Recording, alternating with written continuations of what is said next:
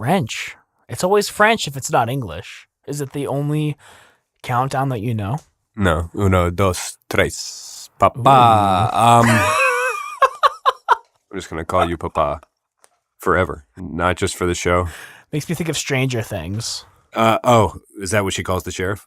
No, her like dad who was like the evil scientist. Oh, wow, I'm way off. You want to start the show? Sure. All right. Hola, Papa. Hello, Daddy. I saw some tweet the other day that said, like, 2014, touch my butt and buy me tacos. 2016, yes. Choke me and call me daddy. 2018, oh dear God, like, what's next or something? It's like, Jesus. And that was like the tamest tweet I saw from a comedian that day. Just hell in a handbasket. Anyway, I wanted to apologize for being probably too rude to you last week. When you were just trying to be helpful with my audio. So, I've been thinking about it all week, and I feel awful, and I'm sorry. It's all right, dude. You got to do what you got to do to get what you want to do. And yeah, I guess so. Yeah, I don't know. I don't think so. I was quite abrasive, and it wasn't funny. You called me a prick. I did. I did. That is the exact thought that went through my head again today. And I wasn't sure. I don't think you have to edit that out, but it made me think of I heard that word and I knew that it just meant like a jerk, but I didn't know that it was another word for like a dick. Is it a literal dick? Yeah, I didn't. I wasn't sure. I didn't want to say. I don't know. It didn't feel good or hard or harsh. It wasn't like 2 weeks ago when we were toying around with "Ayo, bitch." That lands no matter what. Right. You're such a prick, Daniel, or something like that. Like that just doesn't really. Well, I was in the back seat of my mom's car when I was like maybe in 4th grade, and I didn't know like what the word actually meant, and we were like listening to something in the car, and my mom was talking about some guy who was like an asshole, and I was like, yeah, he sounds like a prick. And like I didn't know that it was like another word for a and my mom was like, what? Where did you hear that? I was like, I don't think it's that bad. I just think it's like jerk level in my head. Well, I just I didn't know. I pulled it out of context, and I didn't like some cute kid in a movie like he sounds like a butthead. God, Daniel, you're incorrigible. But anyways, it's okay. Okay. It's always something. There's always something wrong with the audio on one of the shows. It's true. It's dealing with it right now for From me to you, my papa. Lo siento.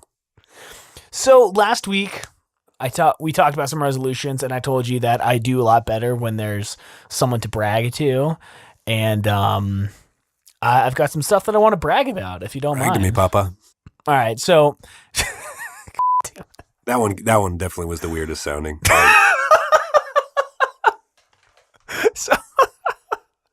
So when we stopped recording last week, we talked more about the therapy stuff, and you challenged me, I guess, to get it done by this week. Trying to be my captain kicker, which I appreciate. Just wanted to say I made some phone calls. I don't have an appointment set up yet, but I found some people working on that. Number 1, knocked it out. Number 2, I wanted to do more freelance work, and I just did an editing job for some guy who used to work for New York Times or Wall Street Journal or something, and he paid me $65 to edit an 80-minute podcast, which is a really good rate. It's like it ended up being like $30-some an hour. Nice. And it made me think, I have edited over 100 episodes on this podcast network and have never received a dime, and I'm feeling a little salty about it now. But that's what you do. Well, we've talked about that before. Yeah, we have. And but people this guy, literally told you that. We Yep. haven't just talked about it. The Yep. people you talked to at the podcast conference, that was the first thing they brought up. Yep. But so trying to think of the long game here. But he was very impressed with the speed, the attention to detail, and the professionalism. So he has a bunch of clients. He has too many, so he's going to be sending some my way. Well, so very boom. nice. I haven't had an energy drink in almost 2 weeks. What? But the interesting thing, I haven't slept all through the night since I stopped drinking them. I don't know if there's a correlation, but it's something to notice. I wake up probably 7 to 8 times a night just for no fucking reason now. And I'm starting to think maybe the energy drinks keep me at equilibrium. I don't know. Well, you know how they have a captain's log? We should start a Papa's log. We should take the Papa's log and enter that piece of information into it. Take the Papa's log. That might be the show title for this week. Oh, God. No, I regret it already. I regret everything. I'm sorry, everybody, for everything. I switched my car, my weather apps, and my my car and my weather apps to the metric system. So now I'm calculating kilometers an hour and Celsius temperature. It's super confusing, but I'm going to get it down. Yeah, I was less than supportive of that one. Yeah. I still don't quite get it, but more power to you. Sure. I'm not against the idea of understanding it. You don't live in a country that uses it. So I just felt perhaps because you're so busy, there would be a better use of your time. But then again, I set my microwave times to like prime numbers or the second it ends and has to be prime. So, to each their own. Oh my God. And then after we record this, I'm having a phone call with my friend Jeremy about being a partner / co-founder / something for the network. So it's very productive. What was that? Just cool.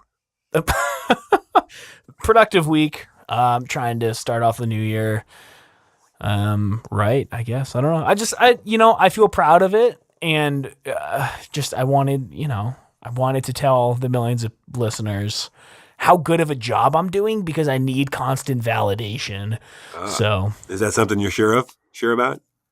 That I need constant validation? Yeah. No, not really. Sometimes it's nice. I don't really need it though. Well, yeah, it is nice to have. I'm rooting for you, Papa. Thanks. Even though I ragged you for like 10 minutes last week. What are you, Mama? Sure. It's a party. So I got that out of the way. I feel weird about it now. Can you call me Iho? Iho? What's that mean? I think it's little brother. No, that's hermano. Oh yeah, it might be cousin. Or it might not be any of those things. I'll stop there.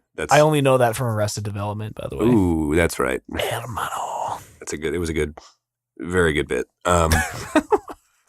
Yeah. I'm young. Go see a Star War, young man. Let us move on to the main topic then. Oh, well, no, I guess we could stop for a minute and acknowledge that was a good week. I thought I challenged you with 2 things. You got like 6 things done, so there are more months left in the year, right? Yeah. No, that's good. Very good. Good for you, man. Cool beans. You sound, before we jump in, you're sounding kind of sick. Yes. You okay? Yeah, we'll keep it short today, but yeah, it's been a few days trying to rest, and I never know how much NyQuil and DayQuil is too much. So I've been erring on the side of caution too severely, I think, and not taking enough to make an impact. So it's just been like a few days of, I don't know, not proper. I don't know. Anyway, so I'm going to take more now, and we'll see how that goes. You should try a bunch of vitamin C. I heard it's like a really good cure-all. I did actually get some vitamin C, even though we had discussed previously that it was a myth. I think there's a Vox article that came out last year that it was an orange salesman or something. But yeah, I got some Flintstones vitamins to chew on, and nice. I'm going to chase those with orange juice. Just maybe it'll be a mental thing. What do they call that? Like a placebo effect. Placebo, yeah. But it has been not. Yeah. Anyway, it's been good. It's allowed for me to read a little more, I guess. Cool. Anyway, would you like to move on to the main topic of this week? Yeah. Which is, I'll let you say it because I'm excited to hear the words.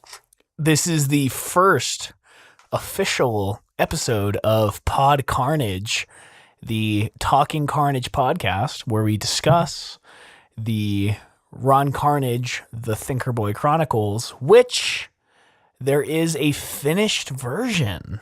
Yeah, a novella length. Came in at 35,000 words, something like that. I'm pretty excited. It seems like you and I are both, I'm excited to see what comes next. Probably more writing and more editing, at the end of the day, but there's something down on paper. How, where do you want to take it? How do you want to, I mostly wanted to discuss your thoughts, because we had to talk about this at some point anyway, like it being like a product of Elemental FM. What do you want to happen next, I guess? Now that he and the gang, and some of the gang did not make it, as we learned, in their adventures, I guess you would say, right? Chronicles. In the Chronicles, that's right. Chronicles. So what's next? Pitching to publishers, or at some point self-publishing, or another Ron Carnage project, or a different project, or what jumped to your mind when we found out it was finished, or the novella length version? You might not like this answer, Pat. Okay. I think it is an ending. I don't think it's the ending. That's totally fine. Yeah?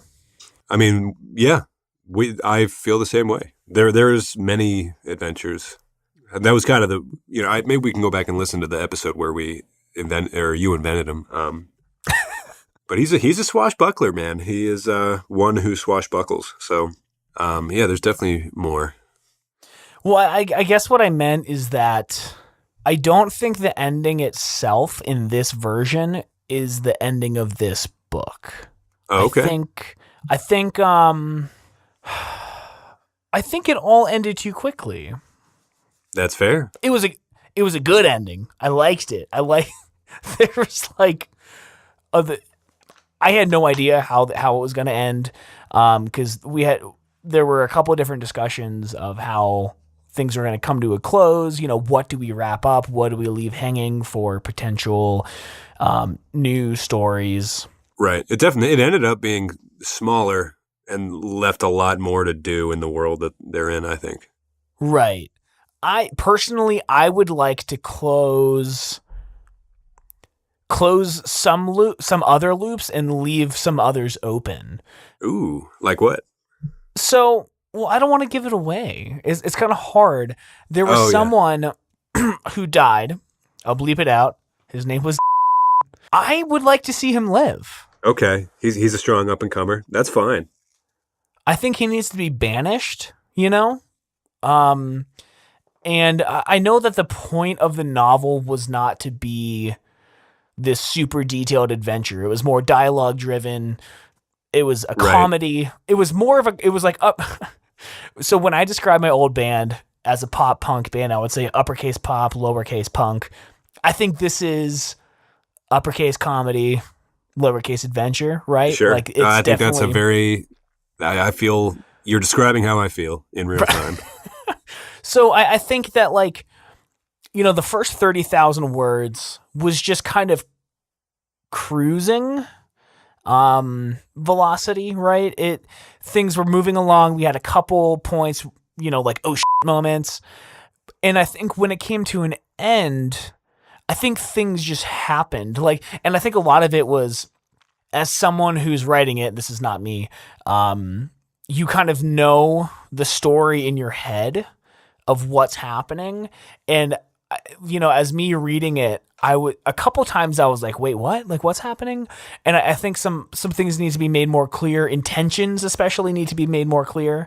And I think, honestly, for me personally, I could see the ending being 10,000 words. Word. Yeah, no, we thought when we first came up with the idea, there was an idea for like a street or a town festival, like you see in movies. Right. Kind of a cheesy, the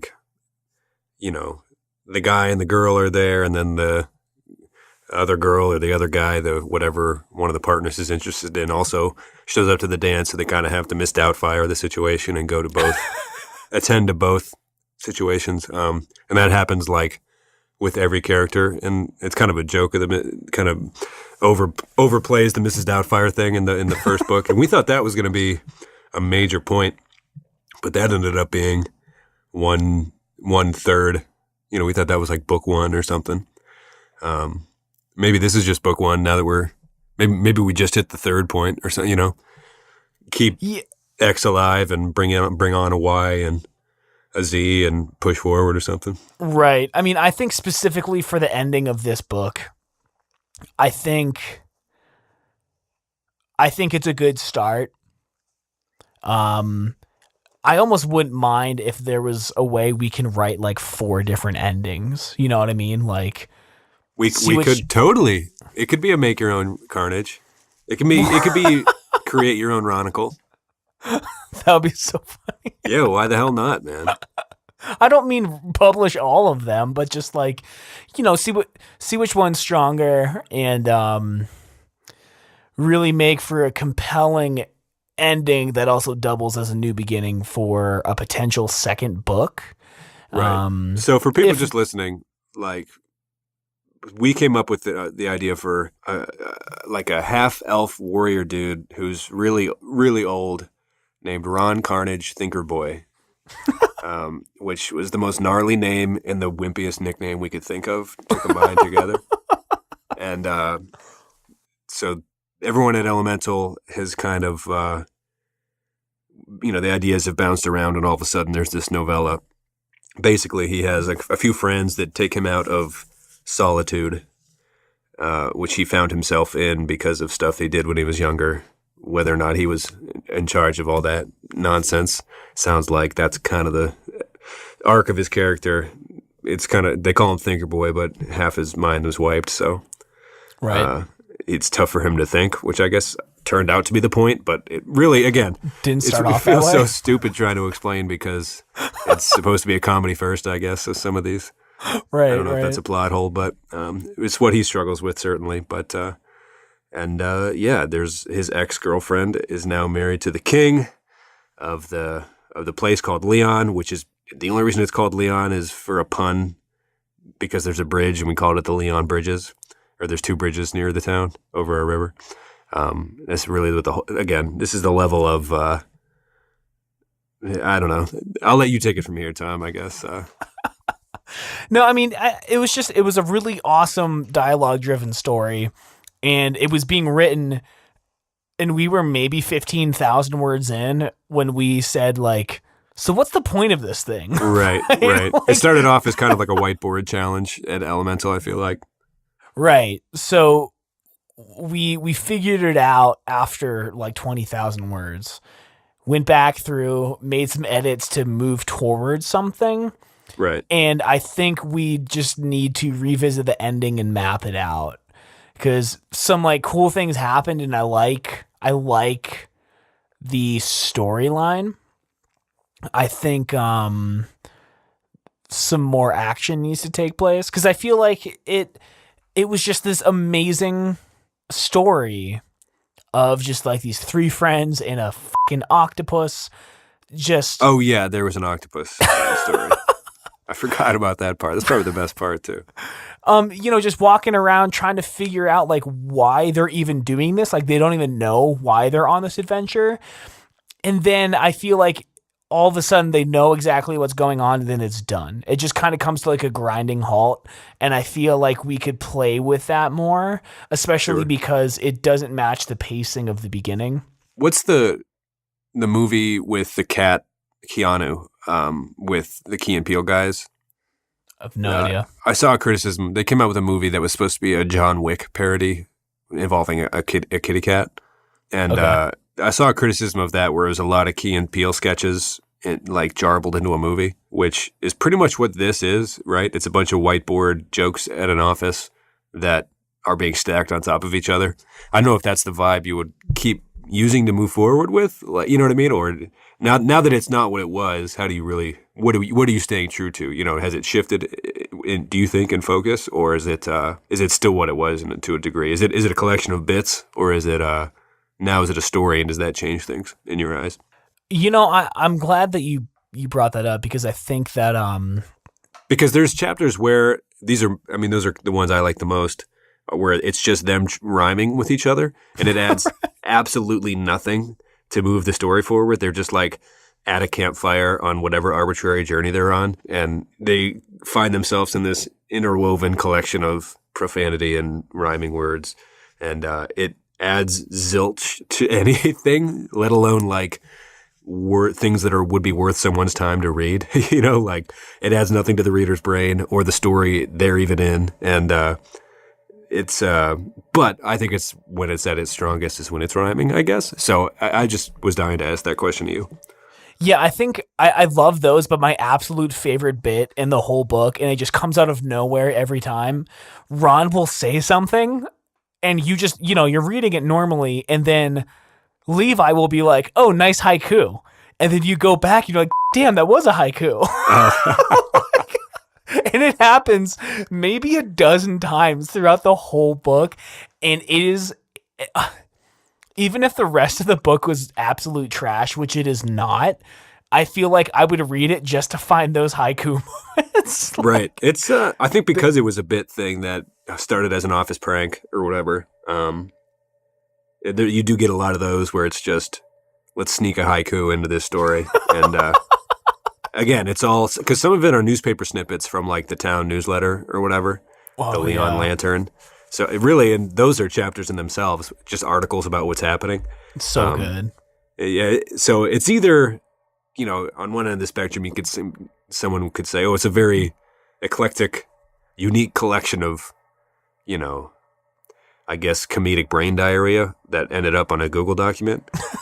Or someone could be like, this is what the, what the actual is going on. But you've mentioned this a few times. You like the story itself. I like so to me, it's either a hit or miss bit, right? Like it's either that chapter makes me laugh or that chapter does not. And for me, well, we're different in that way, right? It sounds like you are more like kind of, and we said this last week, almost in spite of itself, became a group of lovable characters that are actually involved with something. Yeah, I think it is hard because naturally you want there to be a compelling storyline because you kind of can't just write 50,000 words of like straight jokes, but maybe you can. But I think it is hard trying to manage like because right now it's like the vibe of the first 30,000 words is just jokes and like the storyline is so minor. Like it is hardly even right. Like we don't even know what they look like. There. That's never touched on. The landscape, the description of the landscape is never touched on. It's just character names and rhyming and profanity. So I think there needs to be a way we can do the story, and it's hard because like I'm like what I think about is like, how do we add a compelling story, maybe some drama for like that classic like story arc? But that's not what the rest of the book is. I think there's a way to incorporate them both, but it seems like to me, it seems like we need to outline. And again, better. This is like I cringe at movies that or the parts that I don't know, like in the movie The Longest Yard, the remake. This is a bad example to even say The Longest Yard remake with Adam Sandler, and I'm sorry, everybody.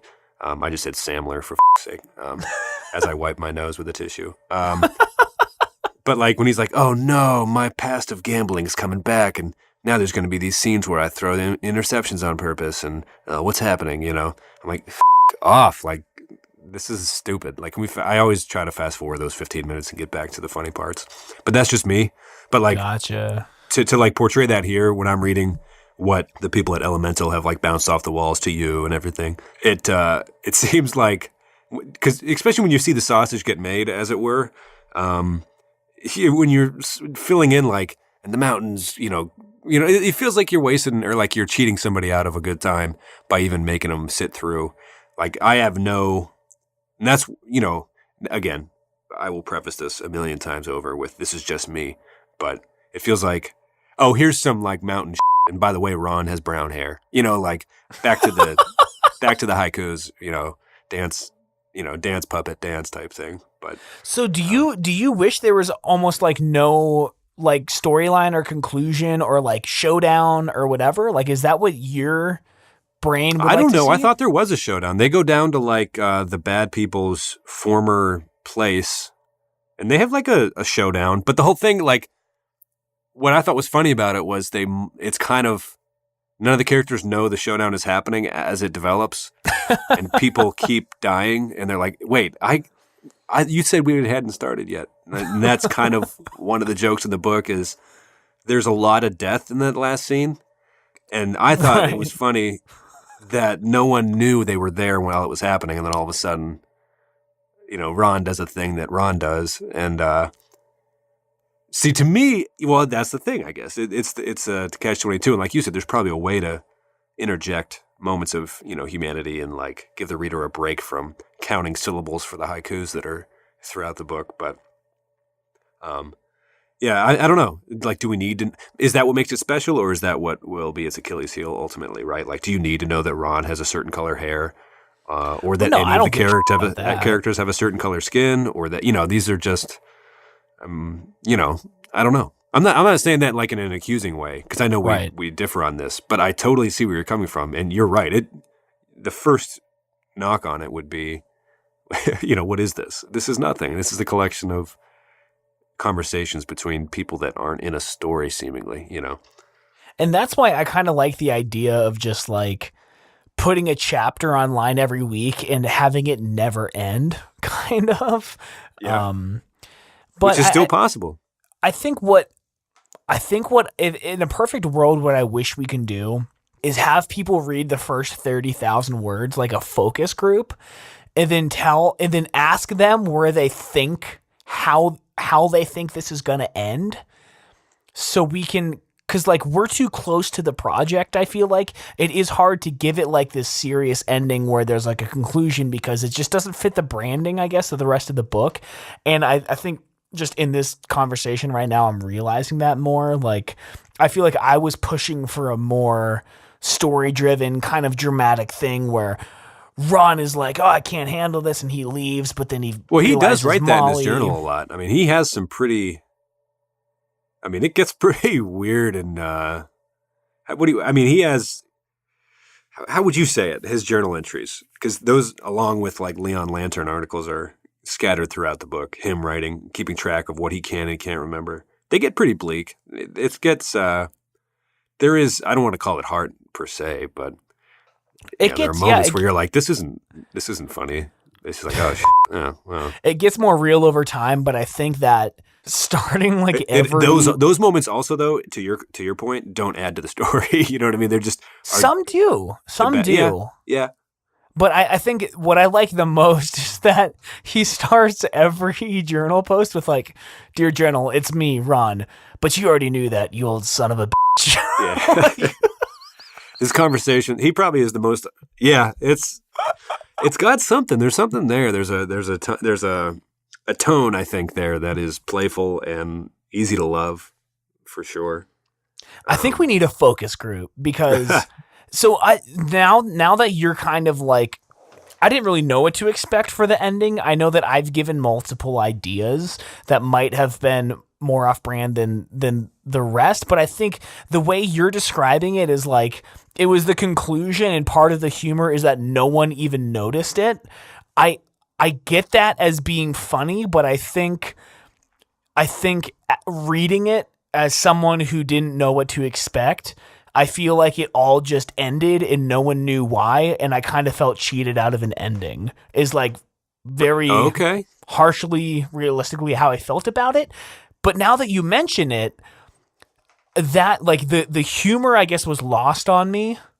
Well, which is code for it wasn't that funny, right? So, we owe it, and plus after so many words, what you probably owe your readers something that makes sense. At the end of the day.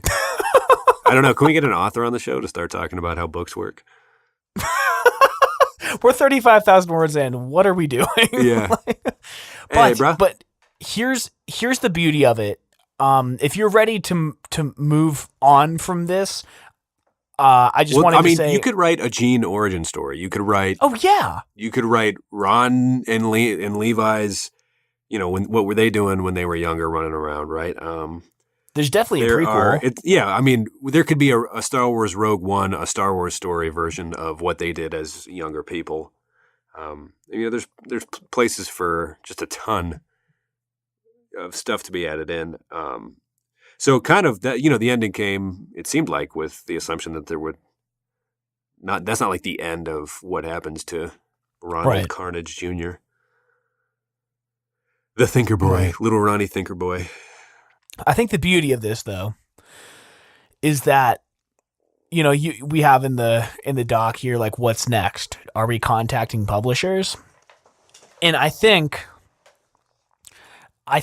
we can start doing those things without an ending. Do we need an ending? Well, let's think of it this way, right? You and I had seen a publisher put out, you could do a novella submission from 30 to 40,000. So this comes in those. Do you submit and just then keep going, right? And then there are some other publishers that have 75,000 minimums and stuff. So do you create a bunch of versions of it and just keep exploring the characters and the arcs and keep just constantly changing it? Maybe, probably, right? I mean, they haven't even seen a hurling match yet, which is another oddly large part of the book is this is a huge joke. The town of Leon's hurling, semi-professional hurling team, which is a sport that if you've never heard of, it's not really worth taking the time to explain. It's kind of like field hockey, but it's also kind of like soccer and rugby.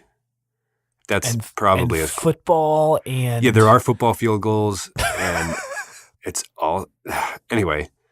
It's also kind of insanity. Like, it is. It's also like Greco-Roman wrestling in a way. Full contact, no pads, right? Anyway, yeah. So two of the semi-pro players always drink at the bar with them.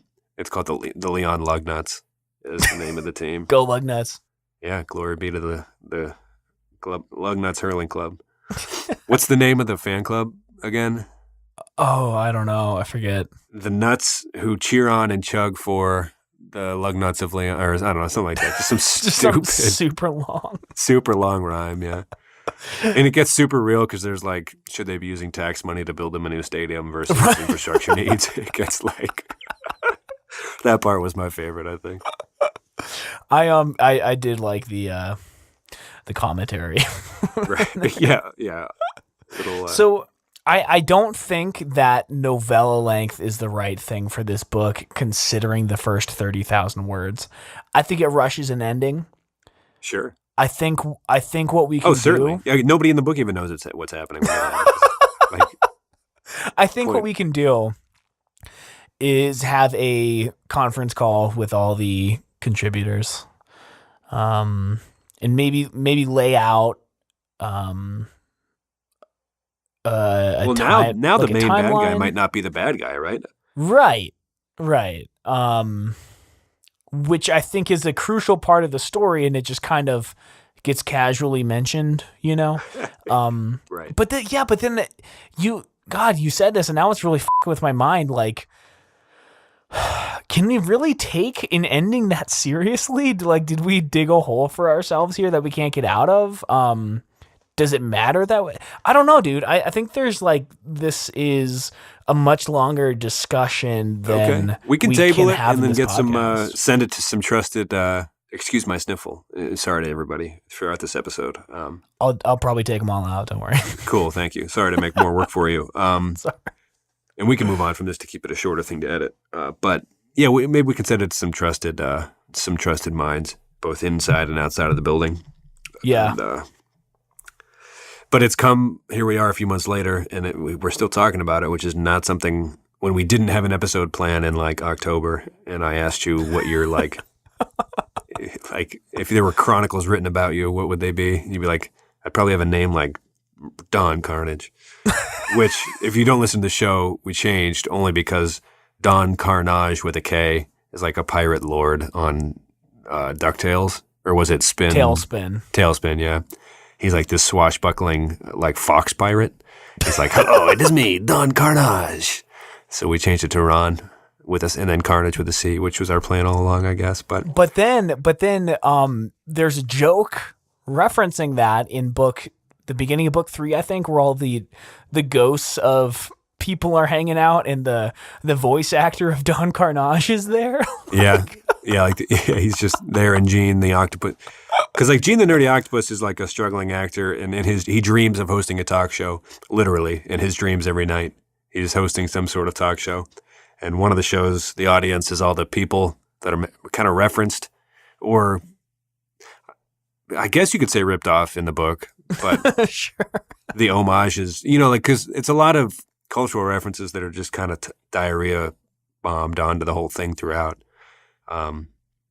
Like the Rodney Dangerfield fish that was like a failed. There was one week where you were like, how can we work a ton of talking like mascots into this? And there were 4 the next week, right? There were like many immediately.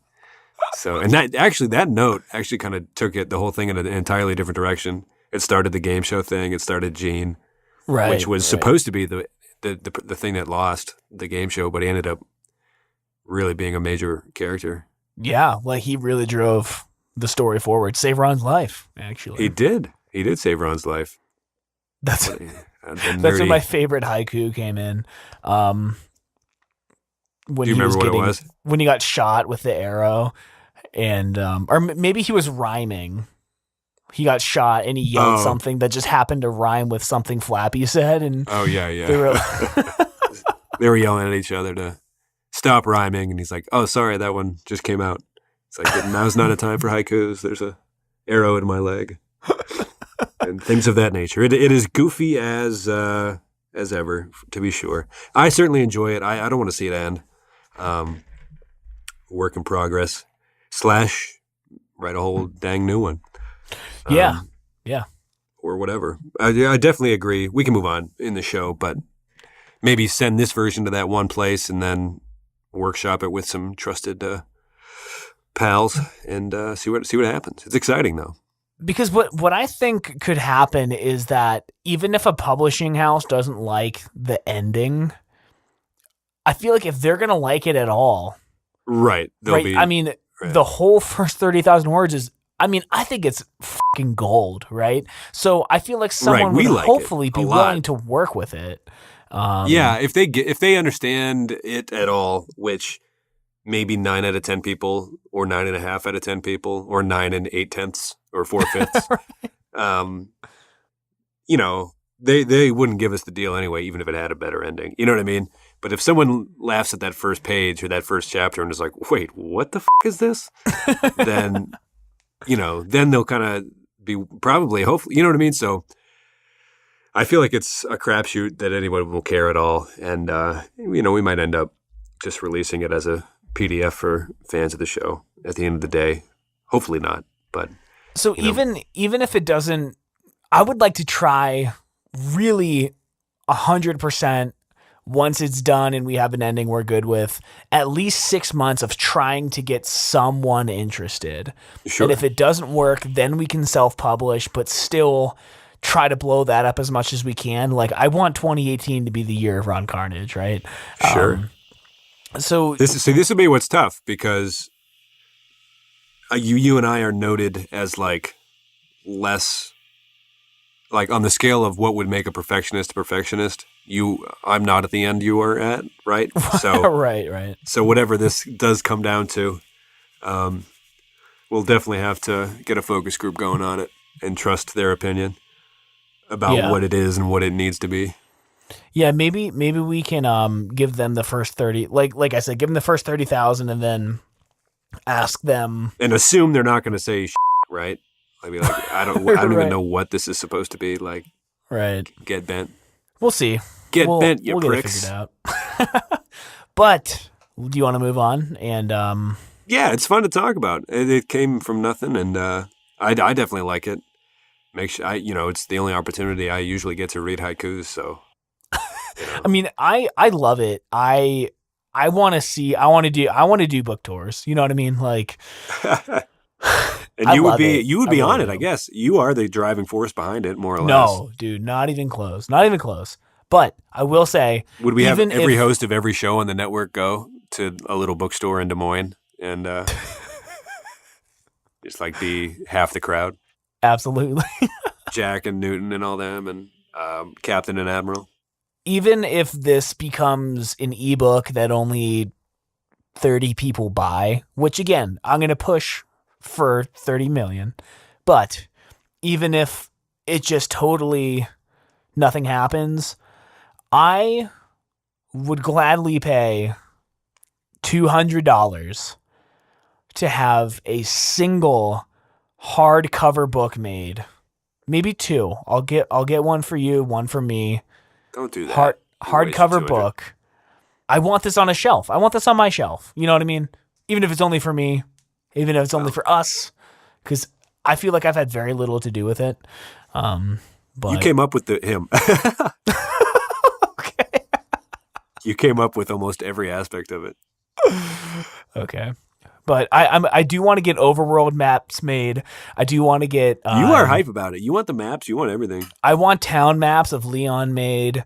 I'm definitely, once I find a way to get some money, I want to have Flappy, Ron, and Levi illustrated by the guy Cameron who did the Gene illustration. If you haven't seen that yet, I think it might be the pinned tweet on our Twitter. Yeah, you can get a sticker if you want. I think it's in the shop. Yeah. Link in the show notes for that. elemental.fm/reminiscent/59. It's a really cool illustration, and I'm so hyped about it. I feel like it's my baby. Even though, again, you came up with Ron Carnage. I haven't done much more. It has entertained me to no end. I'm a big fan. Well, we'll have more to talk about later. Yeah, this is the most we've ever had to talk about it because it's the most we've allowed ourselves to talk about it. Right. At the very least, a novella has been written, which is that's a dang thing right there. Yeah, for sure. Moving on though to the now you know portion. Yes. Now you know. I don't have a song recommendation this week. I'll recommend a book called Lost City of the Monkey God by Douglas Preston. It is a true story about a place in a very thick jungle portion of Honduras called I'm going to butcher this. Mesquita, Mosquitia. Never mind. Anyway, Mosquitia, deep in Honduras. Basically, throughout the years, there have been these rumors of a Ciudad Blanca, or the White City, or the Lost City of the Monkey God. Stories of white stone, tall stone, and like a giant primate statue in the middle of the city. And you got to think like Inca or Mayan ruins, that region in that time period. But Cortez wrote back about it in one of his like famous letters, tales of this Ciudad Blanca and riches beyond what at the time was Mexico City, things like that. So for years, people would try to send explorers down there, specifically in the 20th century or 19th century or either. People in New York sending Indiana Jones professor types down there to see what they could find on these like heavily funded adventures through the thickest jungle imaginable, like snakes and bugs, 3-tier rainforest. Like good luck getting anywhere. You had to try to go by river to the nearest part of that region of Honduras you could. Meanwhile, not to mention all the, I think most recently, like turmoil in Honduras in general. Anyway, a lot of complications. But there have been this string of these Indiana Jones types that have either been looking for gold in the area or not wanting to find it at all. They just find some ruins at like a street fair or at a different archaeological site. And the tale has grown more and more from the locals and all these expeditions about the Lost City of the Monkey God. There have been a lot of false reports. I think in the 30s, the New York Times ran an article about, the Lost City of the Monkey God claims to be found, right? Ciudad Blanca, they found it. Anyway, I'm giving away the whole thing, but it's a good book. The point of now is like for this week is, did you know that, other than the depths of the ocean, there are still places on the earth that have not been explored? And this is one of those areas. The only way they found, I won't ruin the book, but the way they search for it, they don't find it exactly because, I've said too much already. But there's this new technology that they use to unearth lost cities in deserts that can pierce through dry sand really well. Jeez. It's called LiDAR. Right. And they weren't sure if LiDAR was going to work on really dense, because water is a lot more dense, I guess. So 3 layers of very lush rainforest.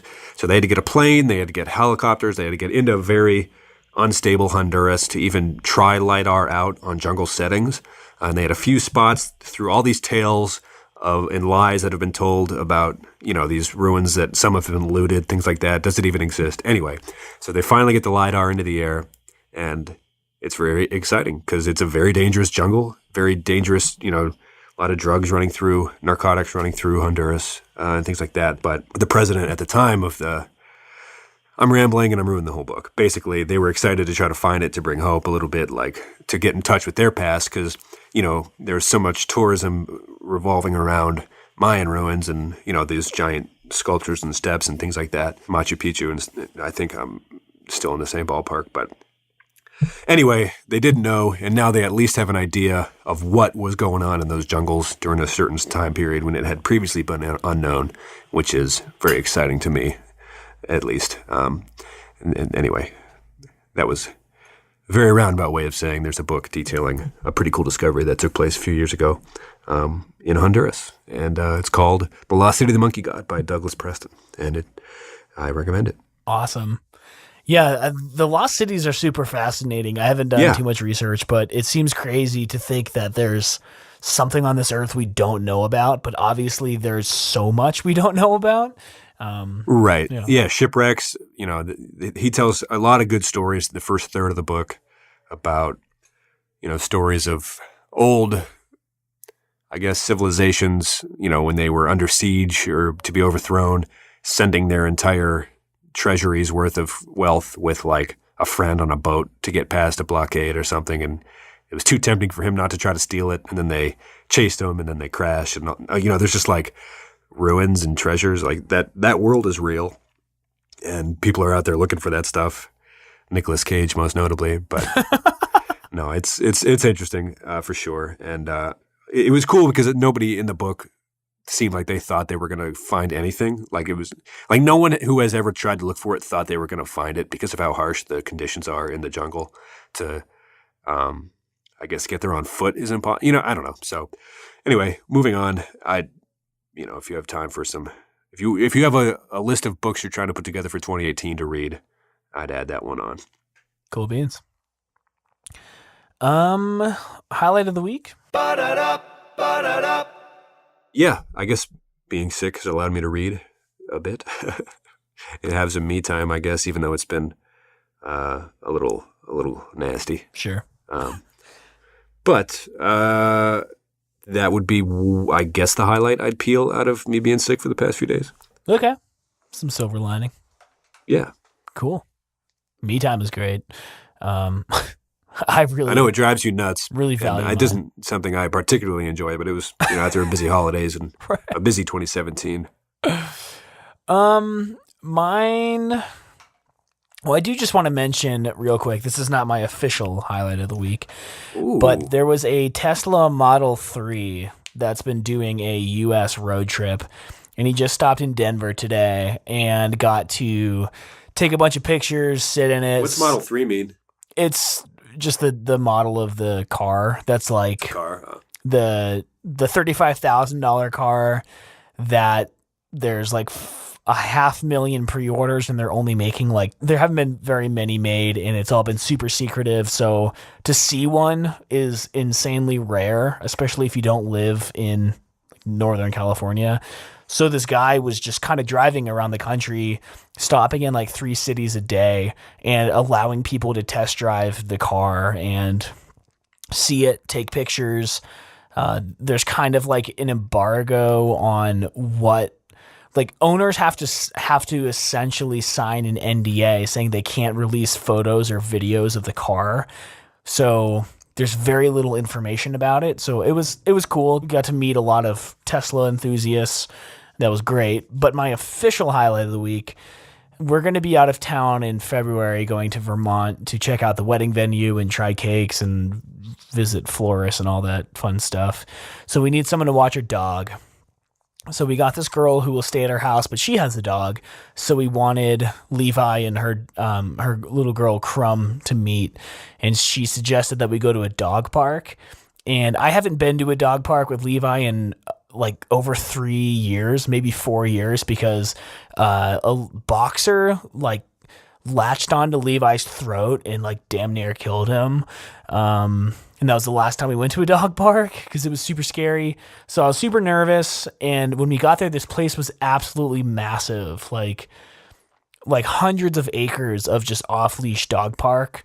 And there were like probably 1,000 dogs there. I mean, it was so big.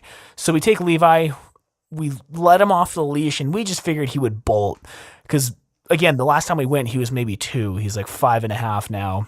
And he gets really excited around very small children. So he would kind of like knock them over. He would run up to other dogs and jump and play and all that stuff. But he was super calm, and he just kind of like pranced around, would meet the dogs, didn't bark at any of them, didn't jump, didn't growl.